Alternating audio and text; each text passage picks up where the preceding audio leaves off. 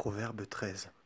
Le fils habile obéit à son père, le fils indocile marche à sa perte.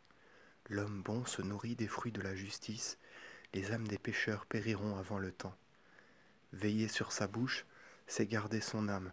Avoir les lèvres téméraires, c'est se préparer des sujets de crainte. L'oisif est toujours dans les regrets, les mains de l'homme fort sont diligentes. Le juste hait les paroles injustes, l'impie sera confondu et n'aura pas la liberté. Les uns se donnent pour riches et n'ont rien, et d'autres se font humbles avec une grande richesse. La richesse d'un homme est la rançon de sa vie, le pauvre ne résiste pas à une menace.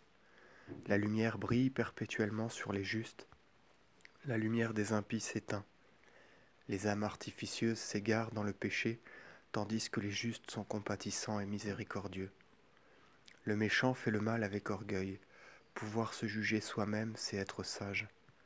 La richesse rapidement acquise par le péché décroît. Celui qui amasse avec piété s'enrichira. Le juste est compatissant et il prête aux pauvres. Mieux vaut d'abord aider de bon cœur que promettre de donner et donner de l'espérance. Un bon désir est un arbre de vie. Celui qui dédaigne une affaire sera dédaigné par elle. Celui qui vénère les commandements aura la santé de l'âme. Au fils artificieux, il n'arrivera rien de bon.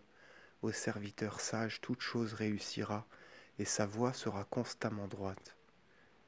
La loi du sage est une source de vie, l'insensé mourra pris au piège.